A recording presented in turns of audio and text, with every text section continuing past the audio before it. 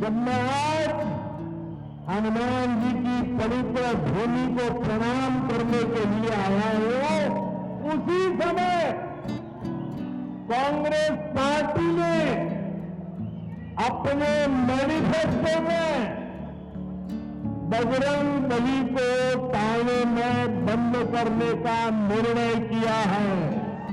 ये ध्रुव सक्सेना जिस दल के हों, उनको आप मेरे आराध्य देव हनुमान जी से कंपेयर करेंगे, बजरंग बली से कंपेयर करेंगे?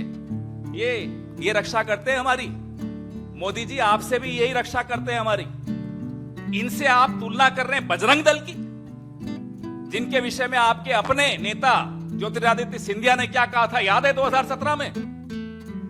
तो प्रधानमंत्री यहां आते हैं, भाषण करते हैं, कर्नाटक के बारे में कुछ नहीं बोलते, कहते हैं कांग्रेस पार्टी ने मेरे ऊपर आक्रमण किया, 91 बार आक्रमण किया मेरे ऊपर। मगर जो भ्रष्टाचार कर्नाटक में हुआ है, पिछले 3 सालों में हुआ है, उसके बारे में प्रधानमंत्री एक शब्द नहीं बोलते। मैंने पहला ऐसा प्रधानमंत्री देखा है बहनों और भाइयों, पहला देखा है जो आपके सामने आकर रोता है कि मुझे गाली लग रही है, मुझे गाली दे रहे हैं। आपके दुख सुनने के बजाय अपना दुखड़ा आपको सुनाते हैं। दोस्तों नमस्कार। तो कर्नाटक के चुनाव को अब जो है सिर्फ 7 दिन बचे हैं और इन 7 दिनों में प्रधानमंत्री नरेंद्र मोदी की भी एंट्री हो चुकी है और वो भी दिन में 2 से तकरीबन 3 रैलियां कर रहे हैं और अपनी रैलियों में जो है कांग्रेस को जो है पुरानी बातों को लेके और कुछ अभी बीती हुई बातों को लेके जो है और भगवान श्री राम, भगवान श्री हनुमान जी को लेके जो है कांग्रेस के ऊपर में अटैक करना जो है शुरू कर दिया। जो कर्नाटक के जो मेन मुद्दे हैं यानी कि भ्रष्टाचार, बेरोजगारी और बढ़ती हुई महंगाई, इसको संबोधित जो है न किए बिना जो है कांग्रेस के ऊपर में अटैक करना शुरू कर दिया प्रधानमंत्री मोदी जी ने। अब हम इस वीडियो में आपको ये दिखाएंगे कि किस राजनेता ने क्या बोला, किसके बारे में क्या बोला और किसने किसको क्या कहा, किसने सांप कहा और किसने नेवला कहा। ये सारी बातें जो है हम आज के इस ब्लॉग में बातें करेंगे और कौन किसको और कौन जो है कर्नाटक को कितने वादे कर रहा है, कर्नाटक की महिलाओं को, कर्नाटक में रहने वाले लोगों को कौन क्या देने वाला, आज जो हम इन सब बातों के ऊपर बात करेंगे। तो आज हम बात करते हैं सबसे पहले प्रधानमंत्री के इस भाषण को लेके जो उन्होंने भगवान श्री बजरंग बली के लिए दिया है, जो कि कांग्रेस से कनेक्ट करके उन्होंने कहा है। और आज जब मैं यहां हनुमान जी की इस पवित्र भूमि पर आया हूं, मेरे लिए हनुमान जी की इस पवित्र भूमि को नमन करना ये बहुत बड़ा सौभाग्य है। लेकिन दुर्भाग्य देखिए, जब मैं आज हनुमान जी की पवित्र भूमि को प्रणाम करने के लिए आया हूं, उसी समय कांग्रेस पार्टी ने अपने मैनिफेस्टो में बजरंग बली को ताने में बंद करने का निर्णय किया है। पहले प्रभु श्री राम को ताले में बंद किया और अब जय बजरंग बली बोलने वालों को ताले में बंद करने का संकल्प लिया है।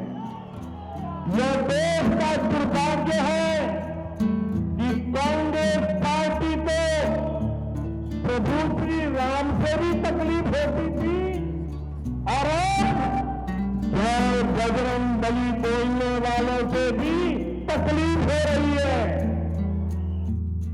कांग्रेस पार्टी के मैनिफेस्टो में जो भी कर्नाटक में इलेक्शन चल रहा है, वहाँ के मैनिफेस्टो में कांग्रेस पार्टी ने एक पॉइंट डाला है और ये प्रॉमिस किया है कि अगर कांग्रेस सरकार जो है कर्नाटक में सत्ता में आती है तो वो पीएफआई और बजरंग दल के ऊपर में जो है बैन लगाएगी।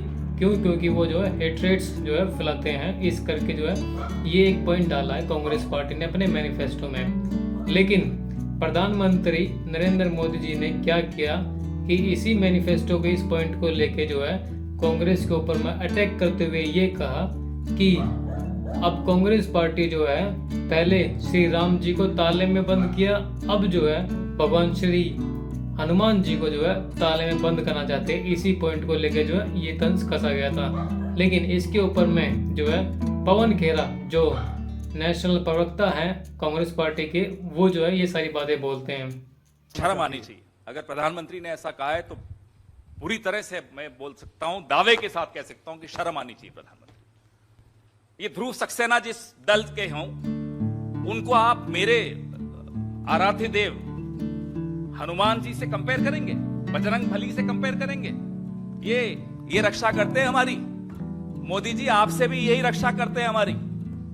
इनसे आप तुलना कर रहे हैं बजरंग दल की, जिनके विषय में आपके अपने नेता ज्योतिरादित्य सिंधिया ने क्या कहा था, याद है 2017 में, कि ये आईएसआई से संबंधित लोग हैं, आईएसआई सर्टिफाइड पार्टी है।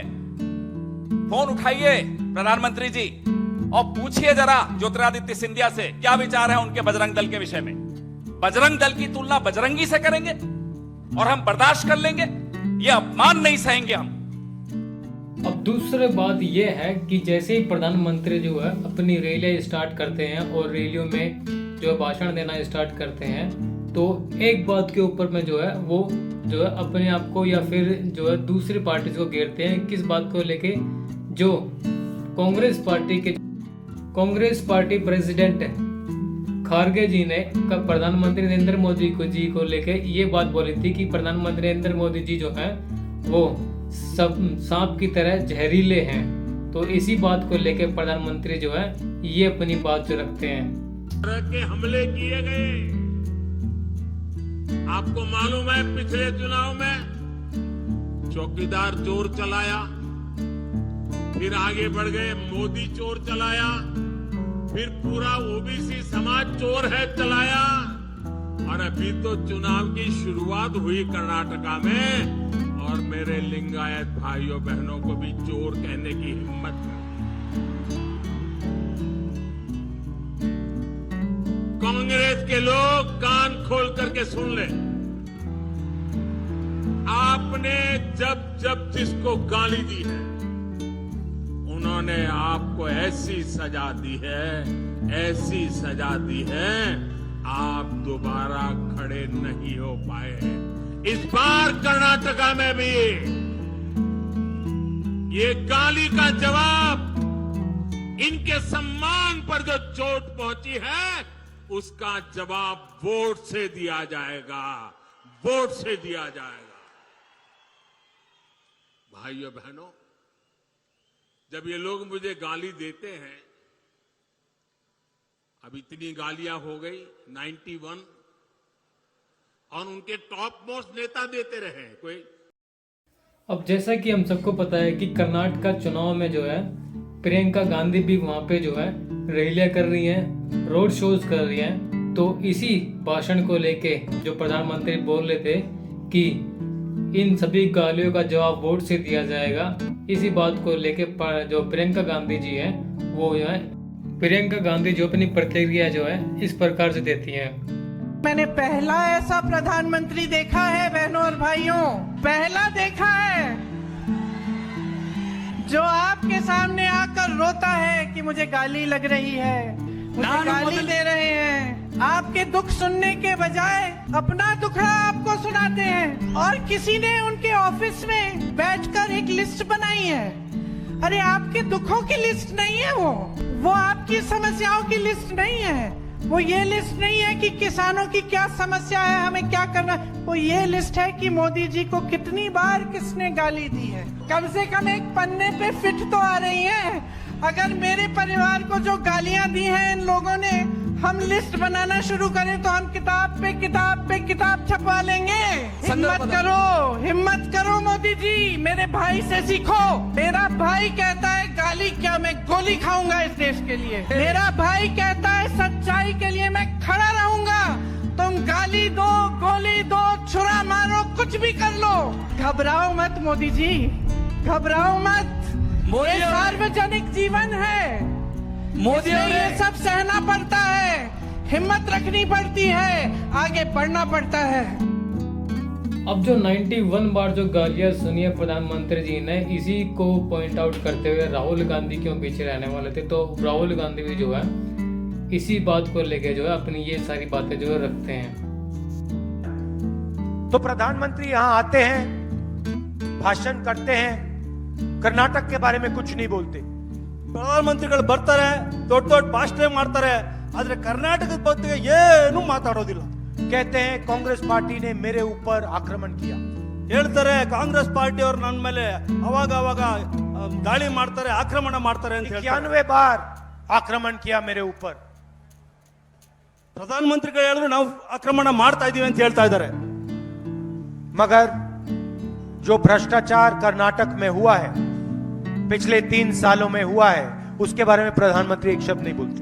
ಆದ್ರೆ ಭ್ರಷ್ಟಾಚಾರ ಏನು 3 ವರ್ಷದಿಂದ ಸತತವಾಗಿ ನಡೀತಾ ಇದೆ, ಅದ್ರ ಬಗ್ಗೆ ಪ್ರಧಾನಮಂತ್ರಿಗಳು ಒಂದೇ ಒಂದು ಚಕಾರ ಎತ್ತೋದಿಲ್ಲ। तो प्रधानमंत्री जी सबसे पहले आप अपने भाषण में कर्नाटक की जनता को बताइए कि ये जो 40% कमीशन लिया जा रहा था, इसको रोकने के लिए आपने क्या किया पिछले 3 सालों में। ಪ್ರಧಾನಮಂತ್ರಿಗಳ ನಾನು ಒಂದು ಪ್ರಶ್ನೆ ಕೇಳಲು ಬಯಸ್ತೀನಿ, ನೀವು ಬಂದಾಗ ನೀವು ದಯವಿಟ್ಟು ಉತ್ತರ ಕೊಡಿ। ಈ 3 ವರ್ಷದಲ್ಲಿ ಮಾಡಿರುವಂತ ಈ ತರ ಹಗರಣಗಳು, ಭ್ರಷ್ಟಾಚಾರದ ಬಗ್ಗೆ ದಯವಿಟ್ಟು ನೀವು ಇಲ್ಲಿ ಬಂದಾಗ ನಿಮ್ಮ ಭಾಷಣಗಳಲ್ಲಿ ಅದ್ರ ಬಗ್ಗೆ ಏನ್ आपने कोई ಮಾಡಿದ್ದೀರಾ ಹೇಳಿ। आपने कोई एक्शन लिया, किसी को जेल में डाला, क्या किया, कोई इंक्वायरी कराई? ಯಾವ್ದಾದ್ರು ಆಕ್ಷನ್ ತಗೊಂಡಿದ್ದೀರಾ, ಯಾರನ್ನಾರು ಜೈಲಿಗೆ ಕಳಿಸಿದ್ದೀರಾ, ಎನ್ಕ್ವೈರಿ ಮಾಡಿದ್ದೀರಾ, ಅದ್ರ ಬಗ್ಗೆ ದಯವಿಟ್ಟು ಹೇಳಿ। ये चुनाव नरेंद्र मोदी जी के बारे में नहीं है, ये चुनाव कर्नाटक के युवा, कर्नाटक के किसान मजदूर के बारे में है। ಈ ಚುನಾವಣೆ ನರೇಂದ್ರ ಮೋದಿ ಅವರ ಬಗ್ಗೆ ಅಲ್ಲ, ಕರ್ನಾಟಕದ ಯುವ ಜನತೆ, ಮಹಿಳೆಯರು ಮತ್ತು ಅಲ್ಪಸಂಖ್ಯಾತರು ಎಲ್ಲ ವರ್ಗದ ಕಷ್ಟದಲ್ಲಿರುವಂತವ್ರ ಬಗ್ಗೆ, ಬಡವರ बात तो जो है राहुल गांधी जी ने वो सही कही है कि जो चुनाव जो है वो जो है राजनेता को लेके नहीं होता, चुनाव जो है जनता को लेके होता है। चुनाव जो है यूथ के लिए होता है, चुनाव जो है किसानों के लिए होता है, और जो गरीब जनता है उनके लिए होता है। जनता जो महंगाई से जूझ रही है उसको लेके होता है। तो इन सब की बात जो है हमारे सभी राजनेताओं को जो है करनी चाहिए, कांग्रेस को भी करनी चाहिए, जो दूसरी पार्टी से उनको भी करनी चाहिए, और बीजेपी को भी करनी चाहिए।